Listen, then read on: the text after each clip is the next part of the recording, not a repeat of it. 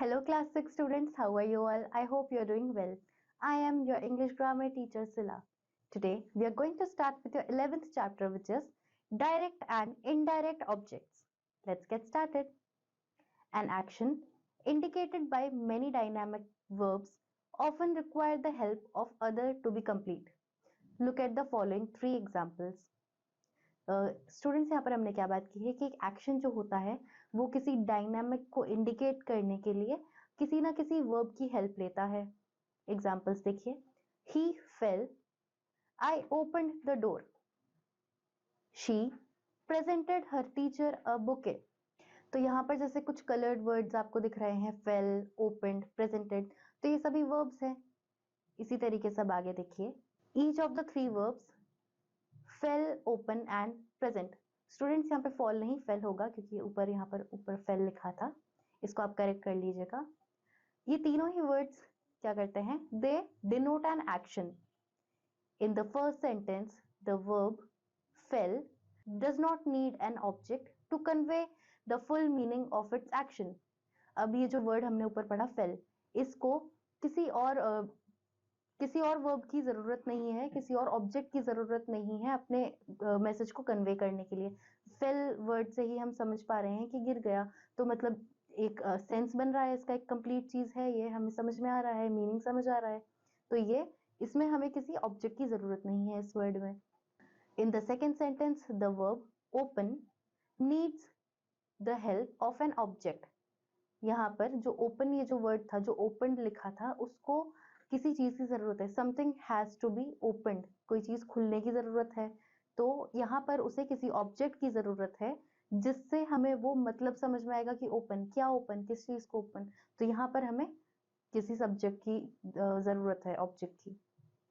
In the third sentence the verb presents needs the help of two objects. अब यहाँ ये जो हमारा थर्ड सेंटेंस था प्रेजेंट्स, इसमें दो ऑब्जेक्ट्स की हमें जरूरत है.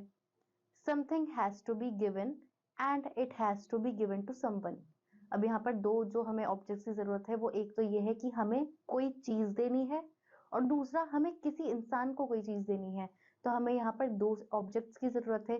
एक तो वो इंसान जिसको देना है, और एक खुद वो चीज, ऑब्जेक्ट, जो चीज हमें किसी को देनी है. तो यहाँ पर दो ऑब्जेक्ट्स की जरूरत है. तो अब आप एक्सरसाइजेस देखिए. Section A, refer to the examples and explanations given above and fill in the blanks in the sentences given below. Choose from the options provided in the box. The first one has been done as an example. अब यहाँ पर students आपको क्या करना है, कुछ आपको sentence दिए गए हैं, ब्लैंक्स, उन्हें कंप्लीट करना है ऊपर जो बॉक्स दिया गया है उसकी हेल्प से. पहला आपको करके दिया है, आइए उसे देखिए. The object of a verb is a noun और प्रोनाउन. जो ऑब्जेक्ट होता है किसी वर्ब का, वो नाउन या प्रोनाउन होता है. ऊपर हमें नाउन और प्रोनाउन वर्ड्स दिए गए हैं बॉक्स में. सेकंड देखिए. Direct objects are directly related to the action of the verb. In the second sentence the action is opening is directly related to, box ऊपर देखिए बॉक्स में, द बुके. बुके ओपन करने की बात हुई थी स्टूडेंट्स, तो यहाँ पर हम लिखेंगे द बुके. इसी तरीके से बाकी आप अपने आप कंप्लीट करेंगे. अब देखिए section B. Use the verbs given in the box for the two exercises given below. You will not need all the verbs given here. अब यहाँ पर आपको नीचे बॉक्स में कुछ वर्ब्स दिए गए हैं, उनको आपको नीचे की दो एक्सरसाइजेस में यूज करने हैं. पर जरूरी नहीं है कि ऊपर जितने भी वर्ब्स दिए हैं वो आप सारे ही यूज करें. आपको बस दे रखे हैं, आप उनमें से जो यूज कर सकते हैं वही करेंगे. पहला देखिए. Choose the verbs that require only a direct object to complete their action and use them to make sentences. आपको ऊपर ऐसा कोई verb choose करना है जो complete action को describe करता हो और sentence बनाता हो. Underline the verbs and the direct objects separately. One has been done as an example. एक आपको करके दिया गया है, उसमें से आपको verb को और object को अलग अलग underline करना है. Thieves stole a famous painting from the Louvre Museum. तो यहाँ पर stole a famous painting, ये आपका एक verb है, इसी में ही आपका ऑब्जेक्ट भी है. स्टोल किया, उन्होंने क्या चुराया, एक फेमस पेंटिंग. तो यहाँ पर आपका स्टोल वर्ब भी आ गया और ऑब्जेक्ट यानी कि फेमस पेंटिंग वो भी आ गए, तो इसको आपने अंडरलाइन कर दिया। इसी तरीके से बाकी आप अपने आप करेंगे। अब देखिए, choose the verbs that can take a direct and an indirect object to complete their action and use them to make sentences. Identify the two objects one has been done as an example. Example देखिए पहला, he owes me 500 rupees. Direct object यहाँ पर क्या है आपका 500 rupees, indirect object क्या है मी। अब देखिए स्टूडेंट्स, आपको यहाँ पर क्या करना है, ऊपर जो आपको बॉक्सेस दिए गए हैं उनमें से किसी न किसी एक वर्ब को आपको चूज करना है अपनी मर्जी से। जो भी वर्ब आप चूज करेंगे उससे आपको एक सेंटेंस फॉर्म करना है जिसमें एक डायरेक्ट ऑब्जेक्ट होना चाहिए और एक इनडायरेक्ट ऑब्जेक्ट होना चाहिए, जैसे कि अभी एग्जाम्पल आपने ऊपर पढ़ा, तो ये आप अपने आप करेंगे। अब आगे देखिए, placement of direct and indirect objects. Look at the sentences you have made in exercise B above. You will notice that in all the sentences the indirect object comes before the direct object. This is the normal placement of the two objects in a sentences. First the direct object, then the indirect object. So students, आप जब अभी ऊपर complete कर लेंगे अपनी exercise को, तो आप ये चीज देखेंगे कि आपने जितने भी सेंटेंसेस बनाए हैं उनमें पहले एक डायरेक्ट ऑब्जेक्ट आएगा और उसके बाद में एक इनडायरेक्ट ऑब्जेक्ट आएगा। However, it is possible to reverse this position by using a preposition before the indirect object. पर हम इस चीज को रिवर्स कर सकते हैं कैसे, इनडायरेक्ट ऑब्जेक्ट से पहले एक प्रिपोजिशन लगाकर। Look at the examples given below. आपको यहाँ पर कुछ एग्जांपल्स दिए गए हैं, आइए उन्हें देखिए। She gave her teacher a bouquet. She gave a bouquet to her teacher. इस तरीके से हमने इसे रिवर्स करके लगाया उससे, क्योंकि हमने पहले वहां पर टू जो है वो प्रोनाउन यूज किया है।